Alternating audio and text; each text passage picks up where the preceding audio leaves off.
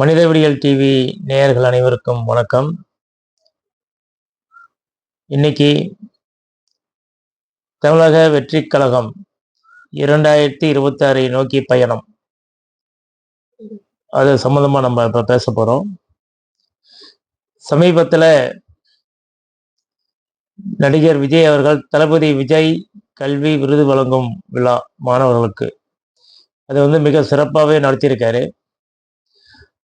அதுல முதல் 3 இடத்தை பிடித்த மாணவ மாணவிகளுக்கு வைர மோதிரம் மற்றும் பரிசுகள் எல்லாம் சிறப்பாக வழங்கி மாணவர்களுடைய படிப்பை ஊக்குவித்து ஆரம்பிச்சிருக்காரு. அதில் அவர் பேசும்போது எல்லா அரசியல்வாதிகள் மாதிரியும் அரசியலை குறை சொல்றது, அதிக தலைவர்களை குறை சொல்றது, இந்த மாதிரி எந்த சப்ஜெக்டும் தொடாம ஒரு கல்வி விருது வழங்கும் விழாவில் மாணவர்கள் மத்தியில் எப்படி பேசுமோ அப்படி நாகரிகமாக பேசியிருக்காரு. ஆனால் அந்த பேச்சிலையும் அவர் சொல்ல வேண்டிய கருத்துக்கள் ஆழமாக பதிவு பண்ணியிருக்காரு. அந்த விஷயத்துல முதல்ல அவர் சொன்னது நல்ல தலைவர்கள் தமிழ்நாட்டில் இல்லை, நல்ல தலைவர்கள்லாம் அரசியல் மட்டும் இல்லை அனைத்து துறைகளிலும் அப்படிங்கிற ஒரு விஷயத்தையும் சொல்லியிருக்காரு. நேரடியா நல்ல தலைவர்களை யாரு என்னங்கிறது குறிப்பிடாம தாக்காம இன்றைய தமிழகத்தில் நல்ல ஆளுமையான தலைவர்கள் இல்லை என்ற ஒரு குறைபாட்டை நாகரிகமா சொல்லியிருக்காரு. அது நம்ம சிந்திக்க பெற வேண்டிய விஷயம்தான். ஏன்னா இன்னைக்கு அரசியல்லாம் ரொம்ப மோசமா போயிட்டு இருக்கு. மக்கள் நலன் அதுல மேக்சிமம் இல்லை. ஏன்னா கூட்டணி கட்சி தர்மங்கள், ஆளுங்கட்சி அதிகார துஷ்பிரயோகம், அதிகாரிகளின் தவறான தகவல்கள், இப்படி எல்லாமே கடைசியில் எங்க நிற்குதுன்னா மக்கள் தலையில தான் விடியுது. மக்கள் தான் அதில் பாதிக்கப்படுறாங்க. அதனால ஒரு சிறந்த தலைமை அனைத்து துறையிலும் வேணும்ங்கிற ஒரு விஷயத்த ஆணித்தரமா சொல்லியிருக்காரு. அதை நம்ம வரவேற்கணும். ரெண்டாவது மது ஒழிப்பு, போதை ஒழிப்பு. இன்னைக்கு போதையை பத்தி பேசுனீங்கன்னா இன்னைக்கு தமிழ்நாடு ஃபுல்லாவே அது மிகப்பெரிய புற்றீசல் மாதிரி இருக்கு. அது ஏற்கனவே அது இருந்துகிட்டே தான் இருக்கு. ஏன்னா யாரும் பாதிக்கப்படாத போது அது நம்ம பெருசா பேசுறதில்லை. ஏன்னா அந்தந்த டிபார்ட்மெண்ட்டை எங்கெங்க முறையா போகணுமோ எல்லாம் போயிட்டு இருக்கு. அவங்க ப்ராப்பரா போயிட்டு இருக்காங்க. இந்த கள்ளக்குறிச்சியில விஷசாரைய சாவுகள் அதிகமானதும் இதை பெருசா பேச ஆரம்பிச்சிட்டாங்க. ஏன்னா புதுசா நடக்கிற மாதிரி எல்லாமே ஒன்றும் தெரியாத மாதிரி பேசுறாங்க. ஆனா உண்மை என்னன்னா அனைத்து பகுதிகளிலும் அனைத்து மாவட்டத்திலும் மிக தரமா சாராய காய்ச்சறதோ கஞ்சா விற்கிறதோ சட்டத்துக்கு புறம்பான அனைத்து தொழில்களும் மிக சிறப்பாக நடந்துட்டு இருக்கு. அதற்கு அந்தந்த எல்லை காவல் நிலையத்துக்கு தெரியாம எதுவுமே நடக்கிறது இல்லை. அதிகாரிகளுக்கும் தெரியும். அரசியல்வாதிகள் இப்படி அவங்கவுங்க பங்குக்கு அதுல என்ன செய்யணுமோ அதெல்லாம் செஞ்சுக்கிட்டு போயிட்டு தான் இருக்கு. ஆனா இந்த சாவுன்னு வந்த பிறகு அதை ஏதோ ஒரு மிகப்பெரிய தவறுங்கிற மாதிரி பேசுறாங்க. ஆனா சாராயம் காய்ச்சறதே தப்பு தான், சட்டத்துக்கு புறம்பு தான். அது கள்ளச்சாராயங்கிறது அது கள்ளச்சாராயங்கிறதுனால அதுல சாவு வந்ததுனால அதை பேசுறோம். இது இந்த நேரத்துல பேசாம எப்பயுமே இந்த கள்ளச்சாராயத்தையும் சரி கஞ்சாவும் சரி போதையை ஒழித்து மாணவர்களையும் மாணவிகளையும் கல்லூரி மாணவர்களையும் மக்களையும் காப்பாற்றுவது மிக ஒரு முக்கியமான ஒரு கடமை. இப்போ இது தமிழகத்தில் ஒரு சவாலாகவே அமைஞ்சிட்டு இருக்கு. இது ஆட்சியாளர்கள் எந்த அளவுக்கு இது அடக்குமுறையை கொண்டு வருவாங்க.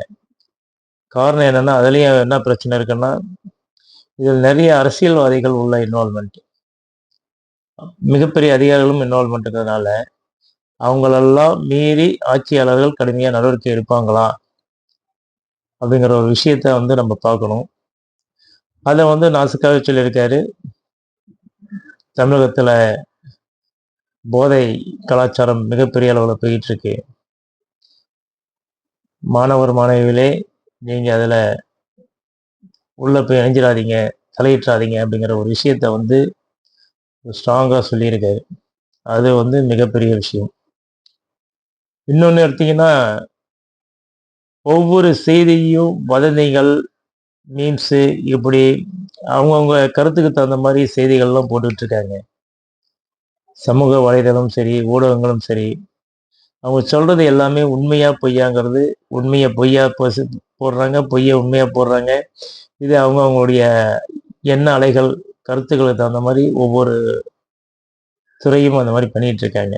அதனால அத பார்த்து யாரும் வந்து அததான் உண்மைங்கிற மாரி நம்ம எடுத்துக்கக்கூடாது. இதுல உண்மை என்னங்கிறது நம்ம சிந்திச்சு செயல்படணுங்கிற ஒரு விஷயத்த வந்து சொல்லியிருக்காரு. அடுத்தது அரசியல். நல்ல படித்தவர்கள் அரசியலுக்கு வரணும். அவங்க வந்தா தான் அரசியல் நல்லா இருக்கும். அப்படிங்கிற ஒரு விஷயத்த சொல்லியிருக்காரு. உண்மதான். படிச்சவங்க நல்ல தெளிவா ஒரு முடிவு எடுக்கிறதுக்கும், சிந்திக்கிறதுக்கும், செயல்படுறதுக்கும் சிறப்பா அமையும். ஆனா வந்து இப்ப படிக்கிற வேலைய மட்டும் பாருங்க. பிற்காலத்தில் அரசியலுங்கிறது ஒரு விருப்பம். ஒரு முக்கியமான ஒரு விஷயம். அத வந்து நீங்க வந்து கண்டிப்பா அனலைஸ் பண்ணணும் அப்படிங்கிற விஷயத்தையும் சொல்லியிருக்காரு. இதுல விஜய் அவர்கள் வந்து அவருடைய போக்கு வந்து மத்த அரசியல்வாதிகள் மாரி கூட்டம் போட்டு கத்துறது, போறது அதெல்லாம் இல்ல. நாகரிகமா டீசென்ட்டா அப்படியே இளைஞர்கள வந்து கவர் பண்ணிட்டு இருக்காரு. அதே ஒன் பை ஒன்னா வந்து அவருடைய செயல்பாடுகள் வந்து சிறப்பா அமைஞ்சு 2026ல கூட்டணி யாரோட அமைக்க போறாரு, இல்ல தனித்து நிக்கிறாரா?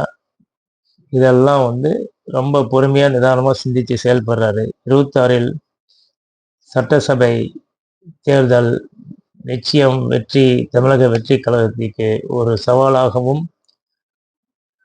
அதே சமயம் மற்ற அரசியல் கட்சிகளுக்கு விடுக்கும் ஒரு எச்சரிக்கையாகவும் அமையும் என்பதில் எந்த ஐயமும் இல்லை. சிறந்த அரசியல், சிறந்த தலைவர்கள் வர வேண்டும். தமிழகம் அமைதி பூங்காவாக மாற வேண்டும் என்பதில் எந்த மாற்று கருத்தும் இல்லை. நிச்சயம் நடக்கும் என்று நம்புவோம். அதற்கு விஜய் அவர்களின் தமிழக வெற்றிக் கழகம் ஒரு உந்துகோலாக அமையும் என்பதை கூறி நன்றியுடன் விடைபெறுகிறேன். நன்றி, வணக்கம்.